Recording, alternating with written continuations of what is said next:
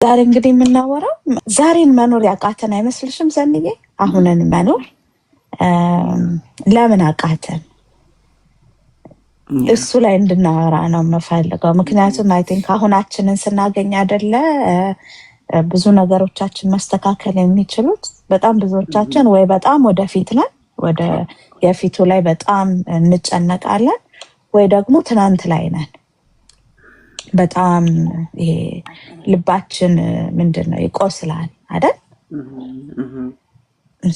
በበፊቱ ነገር በሆነብን ባሳለፍነው ነገር ሰው በተናገረን አሁን ራሱ ላይፋችን ላይ የሆነ ነገር በሆነብን በደረሰብን እየቆሰልን ነው የምንኖረው።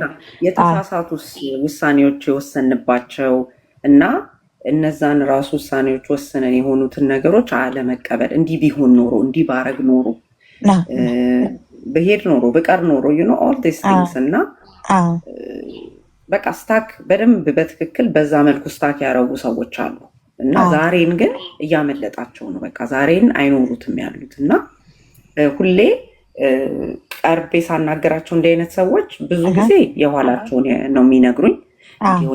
እንደዚህ ባደርግ ኖሮ ብዙ በዛ ላይ ነው እንትን የሚያደርጉት ውይይታቸው ከኔ ጋር የሚሆነው።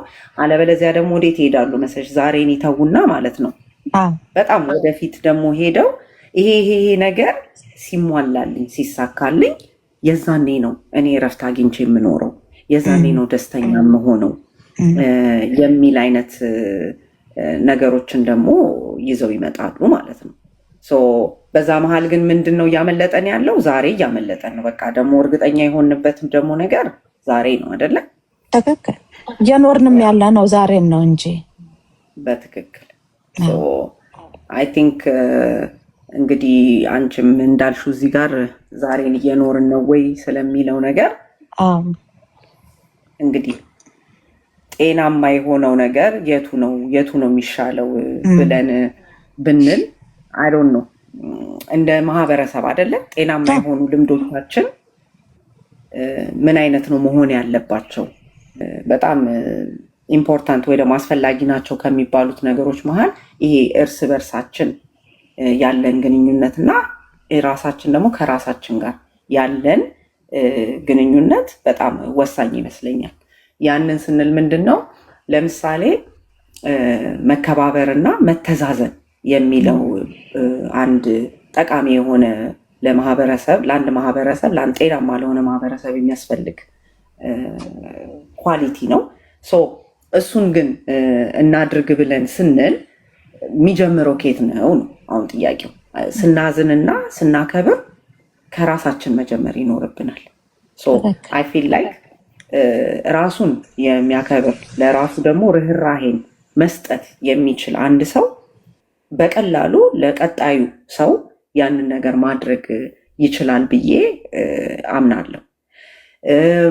ከዛ በተረፈ ደግሞ ይሄ ምንድነው የሚባለው ኮኔክሽን ምንድነው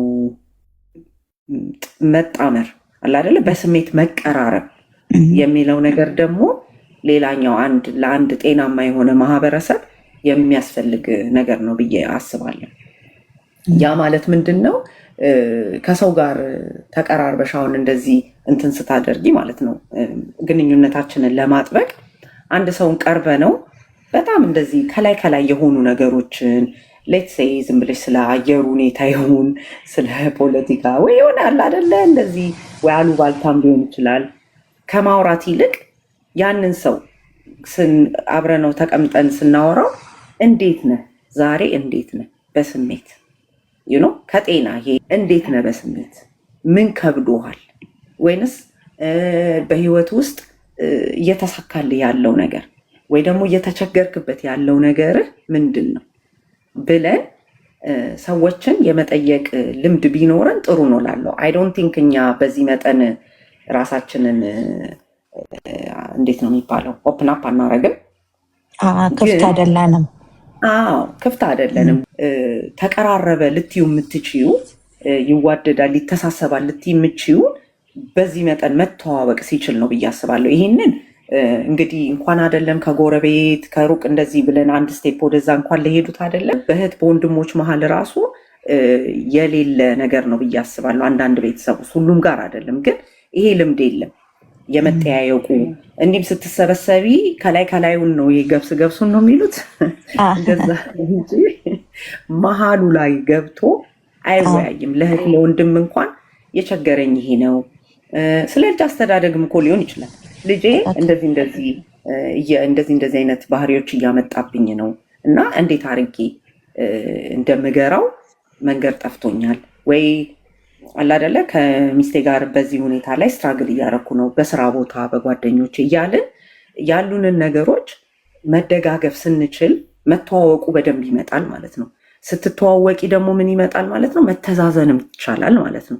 ለምን ያ ሰው እያለፈ ያለበትን ነገር ከነገረሽ ነገ ለምሳሌ ብስጭት ቢል ድንገት እንትን አታረጊውም። ይሄ ያለ አደለ ፐርሰናል ያንን ነገር ይሄ ሰው ከምን እንዳውም ብዙ እንደዚህ ፖስቶች አሉ አሁን ሶሻል ሚዲያ ላይ ሰዎች በምን አይነት ሁኔታ ውስጥ እያለፉ እንደሆነ ስለማናቅ እንተዛዘን የሚል ነገር አያለም። እነዛ ሰዎች ወይ ሰው ታሞባቸዋል፣ ወይ ፋይናንሻል ችግር ውስጥ ናቸው፣ ወይ በራሳቸው ነገር ጭንቀት ውስጥ ናቸው።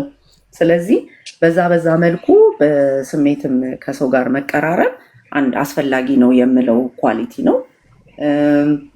ከዛ በተረፈ በጎነት ማለት በተቻለን መጠን እኛ በቻልነው መጠን ሰዎችን መርዳት ብንችል ያ ነገር ራሱ አንድ ጥሩ ሊኖረን የሚገባ አንድ ልምድ፣ ጥሩ ልምድ፣ ጤናማ የሚባል ልምድ ነው። ሌላው ደግሞ ችግሮችን የመፍታት ችሎታ ፕሮብለም ዋናው ነገር ገብቶሻል አይደለ? በቃ ምን መሰለሽ ችግሩ ላይ ዝም ብለን ጊዜያችንን ብናጠፋ ሩቅ መጓዝ አንችልም። ለምን በቃ ችግሩን እያስታመምን ቁስሉን መድኃኒት ካልፈለግንለት ማለት ነው። ስለዚህ አክቲቭ በሆነ መልኩ ለችግሮቻችን አሁን እኔም ወዲዮ የእኛን አፕሮች አሁን እዚህ መተን ስናወራ ስለማንኛውም ነገር በተቻለ መጠን ችግሮቹን ካወራን በኋላ ስለ መፍትሄው ማውረተን ነው የምንለያየው እና ችግሩን ብቻ አውርተሽ ብትሄጂ የባሰ ያንን ሰው እንዳውም ትቀሰቀሽበታለሽ። ያንን በቃ ምንም ሊያደርገው የማይችለውን ነገር እና በዛ መልኩ ለችግሮቻችን ደግሞ መፍትሄ እየፈለግን ብንሄድ ለምን አሁን እዚህም ብዙ ያስተዋልኩት ነገር ነው። ቲክቶክ ፔጆች ሲከፈቱ ስለ ችግሩ በደንብ ማውራት እንችልበታለን በደንብ ተንትነን፣ ግን ሶሉሽኑ ላይ ግን ብዙ አንሰማ። እሱ ነገር ቢኖር ከዛ እንግዲህ ሌላው ነገር ምነው ይሄ ለአዳዲስ ሀሳቦችና ለአዳዲስ ነገሮች ክፍት መሆን፣ ኦፕን ማይንድድ መሆን፣ እሱንም ደግሞ ብናዳብር አንድ ጤናማ የሆነ ማህበረሰብ ሊኖር ይገባል ብዬ ከምለው ነገር ደግሞ አንዱ ይሄ ነው። ቤዚክሊ በተቻለን መጠን አዲስ ነገር ሲመጣ ለማወቅ ከመፈለግ ከጉጉት እንዴት ነው ይህ ነገር ብለን ቀርበን አይተን ያንን ነገር መርምረን የሚሆን ሲሆን የሚስማማን ሲሆን እንገዛዋለን ያንን ሀሳብ፣ ካልሆነ ግን ትተነው እናልፋለን ማለት ነው። እና እነዚህን ነገሮች ብዬ እንግዲህ እንደ መጀመሪያ ላለው ቴንክ ዩ ዘንዬ።